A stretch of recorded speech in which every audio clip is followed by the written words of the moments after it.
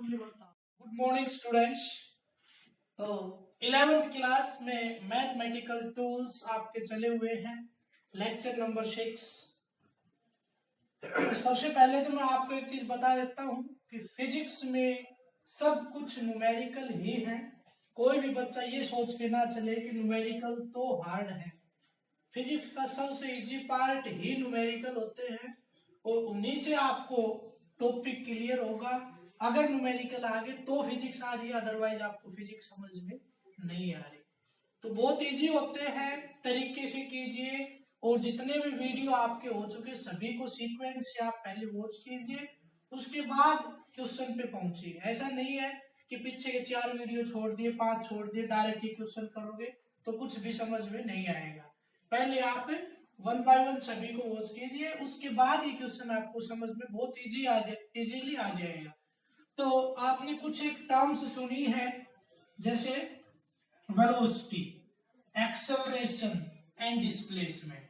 तो उनके आगे लगा होता है लीनियर, लेकिन वो लीनियर अंडरस्टूड है इसलिए उसको हम लिखते नहीं है।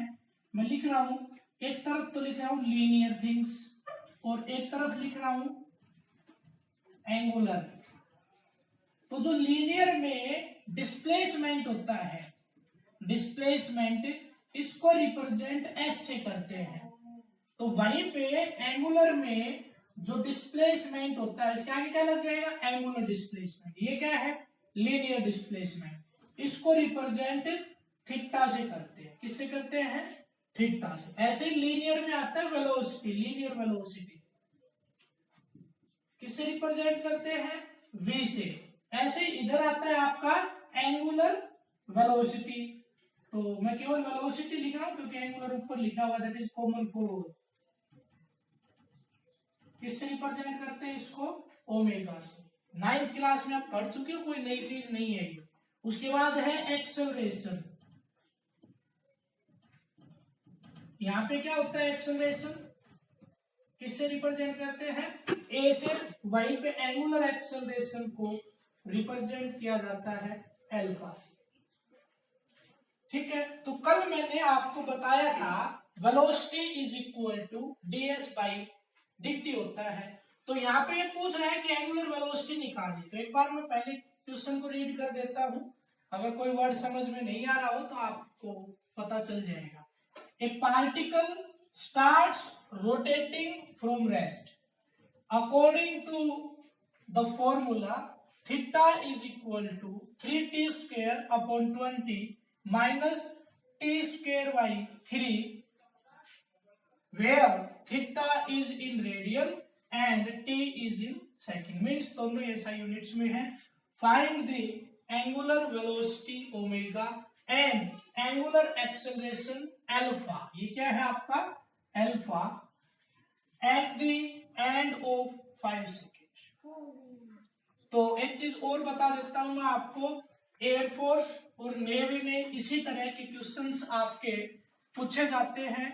और आजकल जो पहले रेडियो ऑपरेटर का टेस्ट होता था सभी डिपार्टमेंट्स में, उसमें पहले केवल और केवल ऑब्जेक्टिव क्वेश्चन होता था और उसके बाद केवल इंग्लिश का रिटन होता था। लेकिन आजकल क्या है कि पैटर्न को चेंज कर दिया गया है, ऑब्जेक्टिव एज एंट्रेंस होने लगा। यानी ऑब्जेक्टिव तो होगा ही होगा, उसमें केवल आपको पासिंग मार्क्स लेने होते हैं। उसके बाद रिटन टेस्ट होगा, उसमें 60 मार्क्स की फिजिक्स आती है 11th और 12th क्लास की। 60 मार्क्स टोटल पेपर 300 मार्क्स का होगा, जिसमें 11th और 12th के सभी सब्जेक्ट कवर किए जाएंगे, जिसमें 60 मार्क्स की अकेली फिजिक्स आती है। अगर अभी से ध्यान देके चलोगे तो आपको किसी तरह की कोचिंग वगैरह की कोई जरूरत नहीं पड़ेगी। बहुत इजी क्वेश्चन आते हैं, इसी तरह के क्वेश्चन बहुत से उस पेपर में आए हुए हैं। तो आप सभी इसको इजी समझ के और कंसंट्रेशन से समझने की कोशिश करें, बहुत ही इजीली आप इसको कर पाओगे। आपका भी इंटरेस्ट बनेगा न्यूमेरिकल्स में अगर कंसंट्रेशन रखोगे तो देखिए यहाँ पे वही है आपका वेलोसिटी, यानी यहाँ पे क्या है, एंगुलर वेलोसिटी। किससे रिप्रेजेंट करते हैं, ओमेगा से। कल मैंने बताया था v is equal to ds by dt। तो यही है, v की जगह क्या आया ओमेगा। ये एनालॉजी मैं यूज करता हूँ लीनियर और ओमेगा की।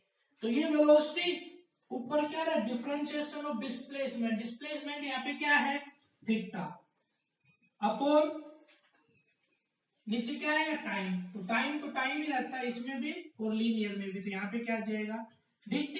अब देखिए क्वेश्चन में क्या अपने पास थीटा गिवन है इस फॉर्म में, उस थीटा को उठा के यहाँ रख दीजिए, यहाँ पे आपको वेलोसिटी मिल जाएगी omega is equal to D by D T of theta. Theta की वैल्यू रख दीजिए यहाँ पे 3 T square upon 20 minus T square by 3, ये अपने पास गिवन था।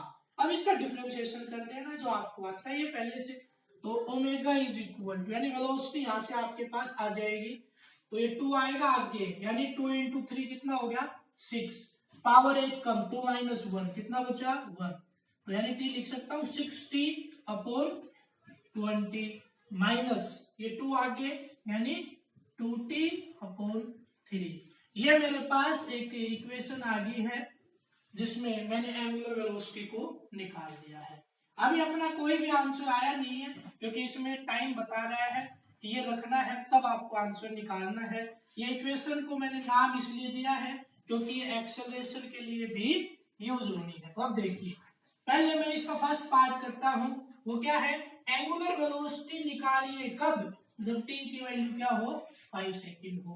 तो now put the value of t in first equation, क्या रख देता हूं मैं t is equal to 6 second रख देता हूं कहां पे इक्वेशन नंबर फर्स्ट में। तो मेरे को ओमेगा की वैल्यू मिल जाएगी ओमेगा एट द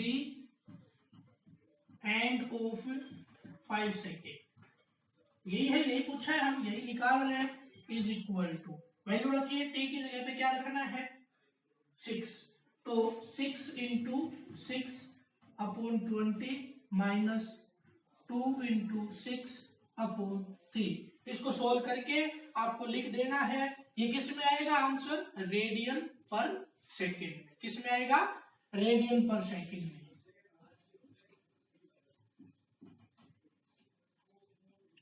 ठीक है रेडियन कंप्लीट लिख देना और पर सेकेंड, इस तरह से आपका ये रिजल्ट मिल जाएगा। नेक्स्ट पार्ट है इसका, अब क्या निकालना है हमें एक्सेलरेशन। एक्सेलरेशन में क्या करोगे कल हमने पढ़ा था a is equal to dv by dt, a की जगह पे एनालॉजी देखिए क्या है अल्फा, तो अल्फा इज इक्वल टू क्या आएगा v की जगह पे क्या है omega D omega by dt।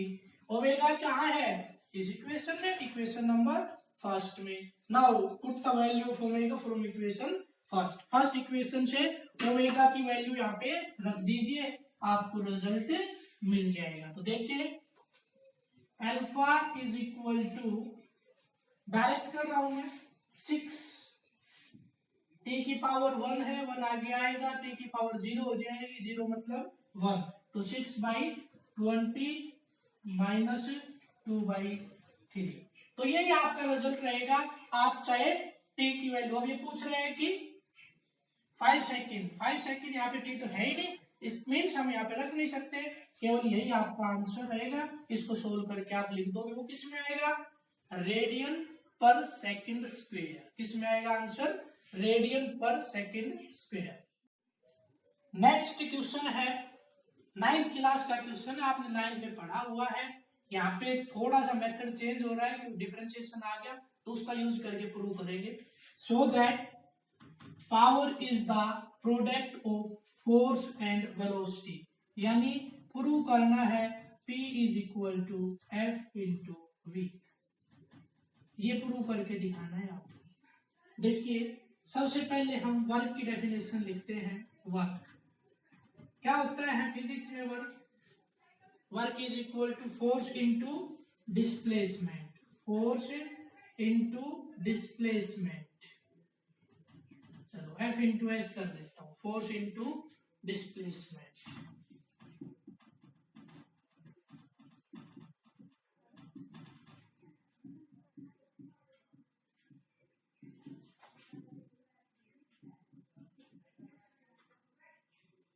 वो वेक्टर वगैरह में जब आपकी यूनिट पढ़ेंगे तब बताएंगे कि एफ डॉट एस होता है, फोर्स किस डायरेक्शन में होता है, डिस्प्लेसमेंट किस डायरेक्शन में, वो डिटेल स्टडी आपकी यूनिट आएगी फोर्थ वर्क एनर्जी पावर, उसमें डिस्कस करेंगे। हमें केवल यहाँ पे प्रूव करना है बस, ठीक है। इसको इक्वेशन नंबर फर्स्ट नाम दे देता हूँ।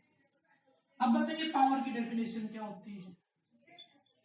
Power is the rate of doing work. क्या होता है? Power is the rate of doing work. Means power P is equal to, क्या लिख सकता हूं मैं, rate of doing work dW by dt, ये लिख सकता हूं। Now by using equation first write down the value of work. Work की वैल्यू यहां रख दीजिए, which is equal to d by dt of किसका, फोर्स और डिस्प्लेसमेंट का। यहां से F को बाहर ले आते हैं, P इज इक्वल टू, ये जो F है यहाँ पे इसको बाहर ले आते हैं F, और अंदर बच गया d बाई dt, यानी ds बाई dt। कल हमने पढ़ा था ds बाई dt तो क्या होता है, वेलोसिटी होता है। तो P is equal to F into v, hence proof. यही हमें प्रूव करना था, हमारे पास ये प्रूव हो गया है। तो ये दो न्यूमेरिकल मैंने आपको करवाए हैं, और आप सभी से मैं रिक्वेस्ट करता हूं कि जो भी आपके साथी अभी इस ग्रुप में नहीं जुड़ पाए किसी भी वजह से, तो उनको आप कहो कि सिलेबस सही तरीके से आपका शुरू हो चुका है। ये जो मैं करवा रहा हूँ बहुत ही इम्पोर्टेंट पार्ट है। जब ये यूनिट फोर्थ में आएगा, कुछ क्वेश्चंस इसमें से इसके जो तरीके हैं वो रिपीट होंगे, लेकिन उस टाइम पे हमारी स्पीड थोड़ी सी बहुत फास्ट हो जाती है, तो आपको कम समझ में आएगा अगर अब नहीं पढ़ोगे तो। और डिफरेंशिएशन और इंटीग्रेशन, यानी लगभग एक या दो न्यूमेरिकल आपके और बचे हैं डिफरेंशिएशन के, जो आपके यूज होने हैं। उसके बाद इंटीग्रेशन हम शुरू करेंगे, जो कि बहुत ही इंपॉर्टेंट है आपकी फिजिक्स में भी। और 12th क्लास का जो, ये मान के चलो कि कंप्लीट पेपर अगर आपका 80 मार्क्स का होता है, तो 80 में से अबाउट 20 मार्क्स का केवल इंटीग्रेशन ही आता है मैथ में। तो यहीं पे आप बेसिक कॉन्सेप्ट्स को क्लियर करके चलोगे, फॉर्मूलाज को याद रखोगे, तो आपको इजीली समझ में आ जाएगा। तो जितने भी आपके साथी हैं या कोई और न्यू स्टूडेंट है आपके आसपास का जिसको एडमिशन लेना है, तो या नहीं भी लेना है, जो भी है, लेकिन उसको अगर वो चाहता है कि मैं भी ग्रुप में ऐड हूं, तो आप उसके नंबर किसी भी ग्रुप एडमिन, बहुत से सभी टीचर अप्रोक्सीमेटली आपके ग्रुप एडमिन है, उनके पास नंबर को शेयर करें, नाम उस बच्चे का भेज दें। और आपके जितने भी साथी उन सभी को बता दीजिए कि अच्छे तरीके से यानी सही तरीके से आपका सिलेबस शुरू हो चुका है, तो अपना काम डेली करना शुरू करें।